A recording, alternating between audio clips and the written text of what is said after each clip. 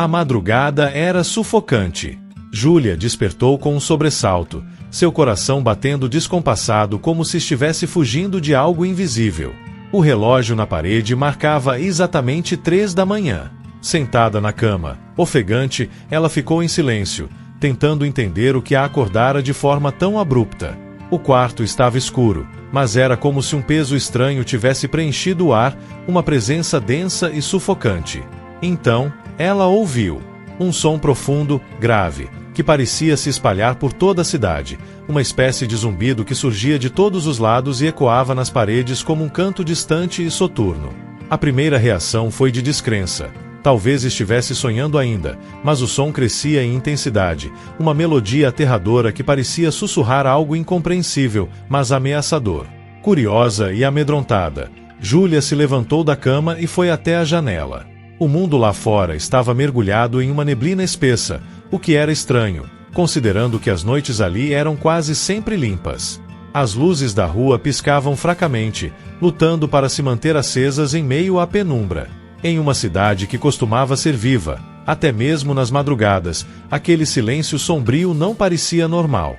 Tentando afastar o desconforto, ela pegou o celular para checar as notificações. Assim que desbloqueou a tela, uma notícia surgiu no topo da página, vinda de um jornal local. Relatos de aparições estranhas nas cidades vizinhas, criaturas aladas e bizarrias sobrenaturais. Júlia franziu a testa. Criaturas aladas. Era uma brincadeira, pensou. Mas, ao abrir a matéria, o frio que a percorreu foi tão intenso que ela quase largou o celular. O artigo descrevia um fenômeno inexplicável que parecia coincidir em várias cidades. Pessoas afirmavam ter visto seres bizarros, criaturas que lembravam monstros de pesadelos antigos, com corpos magros e esqueléticos e asas negras. E, ao final da matéria, uma referência ao Apocalipse. Mais precisamente, ao capítulo 9. Ela sentiu a espinha gelar enquanto lia a descrição da passagem bíblica, as palavras ressoando em sua mente como um aviso sombrio, e foi-lhes dado poder não para matar os homens, mas para que fossem atormentados 5 meses. E o tormento era como o tormento do escorpião quando fere o homem. Tudo parecia uma história absurda, mas, ao mesmo tempo, Júlia não conseguia afastar a sensação de que algo estava errado, como se houvesse algo no ar, algo que sussurrava baixinho, em um tom que apenas ela podia ouvir. Decidiu apagar o celular, tentando afastar o pensamento, mas o medo já havia cravado suas raízes. Ficou ali por um longo tempo, observando as ruas vazias e a neblina que parecia dançar como sombras ao redor das luzes trêmulas. E, por um momento, teve a estranha impressão de que algo a observava também. Algo invisível, escondido nas sombras, esperando pacientemente. O sono de Júlia se recusava a voltar. A madrugada parecia interminável, mergulhada em um silêncio que mais pesava do que acalmava. Cada pequeno ruído dentro de casa parecia amplificado, como se algo estivesse esperando para romper a quietude. Estava prestes a se levantar e tentar distrair-se com um copo d'água quando ouviu, lá fora, um som profundo, como o retumbar de um trovão distante, mas contínuo, imponente. Só que não era um trovão. Sentiu o chão vibrar levemente, como se o som viesse do próprio solo. Em seguida, algo similar ao som de trombetas começou a ecoar, reverberando em ondas pelo ar. Seu primeiro pensamento foi que estava imaginando coisas. Nada daquilo parecia possível. Mas o som era real, intenso, e aumentava a cada instante, enchendo a madrugada de uma inquietação pulsante. Atordoada, pegou o celular e, ao abrir as redes sociais, notou uma enxurrada de mensagens. Vídeos amadores mostravam o céu coberto por uma camada de nuvens grossas e escuras, e os relatos falavam sobre o mesmo som profundo, sinistro. As trombetas estão tocando, dizia um dos comentários em letras garrafais. Pessoas em pânico especulavam sobre o significado daquele fenômeno. Júlia não conseguia desviar os olhos. Cada vídeo trazia imagens de ruas desertas, cidades mergulhadas na escuridão e nas mesmas nuvens opressivas que pairavam agora sobre sua cidade. Ela voltou a se lembrar do que lera no Apocalipse 9. A passagem bíblica falava sobre trombetas, sobre a chegada de criaturas vindas de um abismo profundo, comandadas pelo próprio Apolion. Aquilo não poderia estar realmente acontecendo, pensava. Talvez fosse uma coincidência, mas a ligação entre o que estava lendo e o som aterrorizante que agora parecia envolver a cidade como uma melodia fantasmagórica era inegável. Sentia que tudo fazia parte de uma advertência sinistra. Desligou o celular e tentou afastar as imagens perturbadoras da mente. No entanto, as trombetas continuavam a tocar, cada vez mais altas e nítidas. Foi quando alguém bateu na porta. Ela congelou, paralisada entre o impulso de atender e o medo de descobrir quem estava do outro lado. A batida soou novamente, seguida por um murmúrio grave. Com as pernas trêmulas, caminhou até a porta e, ao abrir, encontrou Marcos, um amigo de infância que havia se tornado um estudioso das escrituras sagradas e que, até onde sabia, tinha um conhecimento aprofundado sobre o Apocalipse. Marcos entrou apressado, com o rosto marcado pela mesma angústia que Júlia sentia. Antes que ela perguntasse o que o trazia ali, ele começou a falar, explicando que estava estudando a quinta trombeta do Apocalipse e seus significados. Esses sons, esses sinais são como o despertar de algo muito antigo.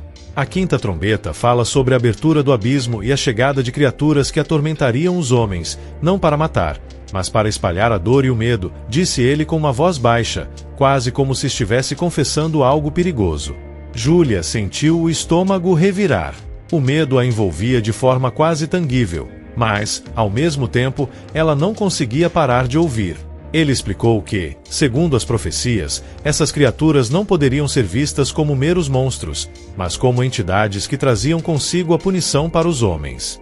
Eram seres alados, que emitiam um som inconfundível, lembrando o zumbido de um enxame furioso e, ao mesmo tempo, o bater de um trovão distante. Ao serem soltos, eles não apenas causariam terror, mas também uma dor inexplicável. Olhando diretamente para Júlia, Marcos continuou. É por isso que precisamos ficar dentro de casa. Júlia, de acordo com as escrituras, o toque da trombeta é apenas o início. Assim que as criaturas começarem a aparecer, elas irão provocar um sofrimento que ninguém deseja experimentar. Precisamos nos proteger enquanto podemos, porque, uma vez que o olhar delas nos alcança, nunca mais seremos os mesmos. A noite mergulhou a cidade em uma escuridão pesada e desoladora. As poucas luzes que ainda iluminavam as ruas oscilavam, como se a própria eletricidade estivesse sendo sugada pela opressão daquele silêncio. Júlia e Marcos mantinham-se imóveis, trancados em casa. Ambos sentiam uma presença que parecia tomar conta do ambiente, como se algo invisível os observasse com olhos famintos. Marcos permaneceu em oração silenciosa, as mãos trêmulas segurando um pequeno crucifixo. Júlia, tentando manter a calma, se moveu até a janela, entreabrindo a cortina apenas o suficiente para observar a rua. O que viu fez o coração disparar e o ar falhar. Havia algo ali, uma sombra se movendo na neblina. Era como uma figura alta e esguia, com asas que se abriam em uma envergadura enorme, cada movimento acompanhando o som do vento que soprava, pesado e ameaçador. Ela queria acreditar que era uma ilusão, mas a sombra se movia de maneira firme, quase predatória. Logo, outras sombras começaram a aparecer ao lado da primeira, deslizando silenciosamente pelas ruas, como se estivessem rastreando algo. Ao focar mais o olhar, Júlia finalmente conseguiu ver detalhes das criaturas, enormes como gafanhotos, com corpos secos e alados, cabeças disformes, quase humanas, mas de uma expressão demente e animalesca. Era uma visão que desafiava a lógica e a sanidade. As criaturas pareciam flutuar, com olhos que brilhavam em um tom de vermelho intenso, lançando olhares que atravessavam a escuridão como faróis de puro terror. "Você está vendo?" Marcos sussurrou, percebendo o olhar paralisado de Júlia.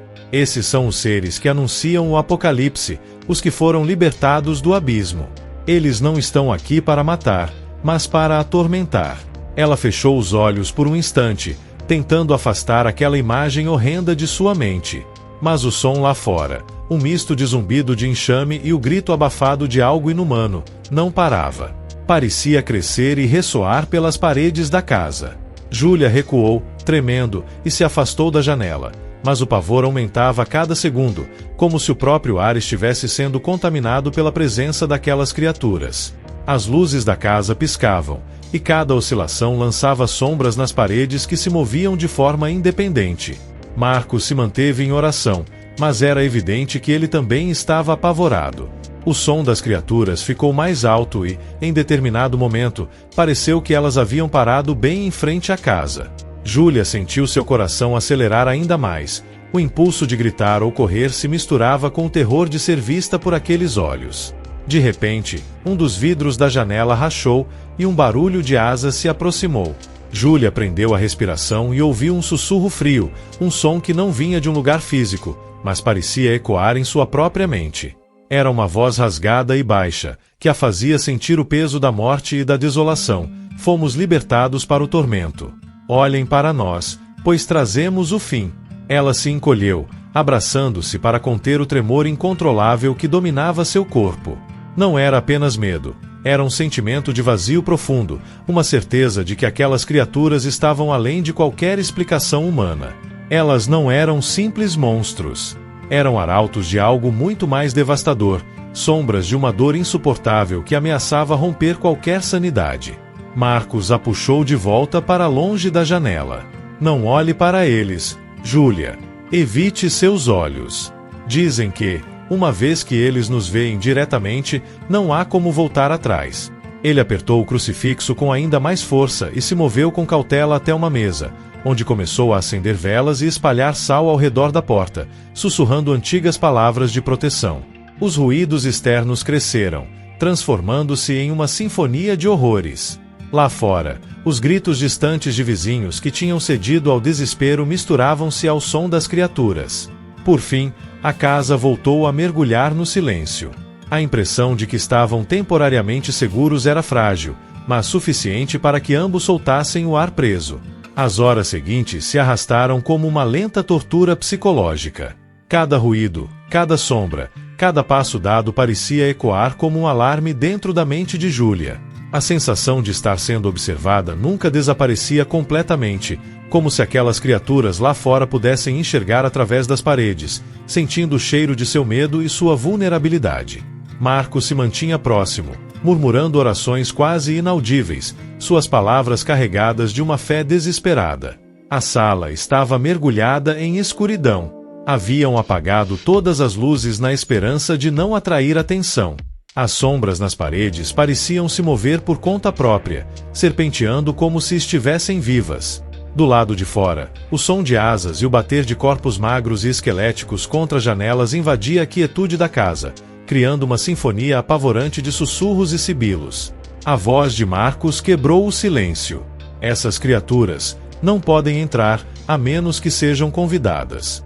Mas, se elas perceberem que estamos aqui, vão encontrar uma maneira. Júlia sentiu um arrepio correr pela espinha.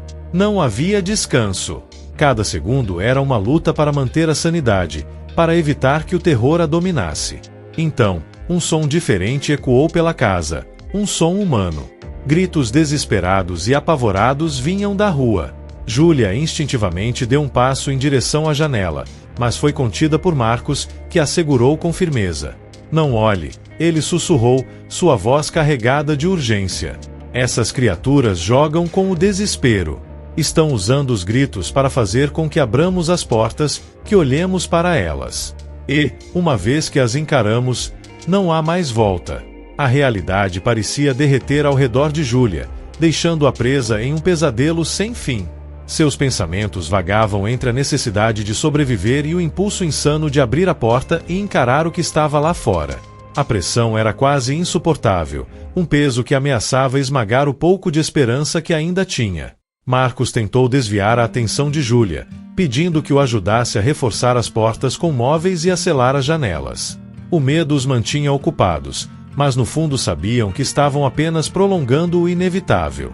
As criaturas podiam sentir a presença deles, e, como um enxame de predadores famintos, cercavam a casa, esperando o momento certo para atacar. Com o coração disparado, Júlia percebeu que aquela batalha silenciosa não era apenas física. Era uma batalha contra sua própria sanidade, uma tentativa de manter o controle diante do inexplicável. E, enquanto sentia as paredes da casa fecharem-se ao seu redor, um pensamento a atormentava. Quanto tempo conseguiriam resistir? Se você está lendo estas palavras e sente o frio que Júlia sente agora, não ignore os sinais ao seu redor. Este não é um pesadelo fictício. Algo sombrio desperta e pode estar mais próximo do que você imagina. O som das trombetas, os sinais no céu, as sombras que dançam em cada canto, tudo aponta para um aviso que ecoa há séculos. Você ficaria em casa? Resistiria ao chamado? Ou abriria a porta para o desconhecido?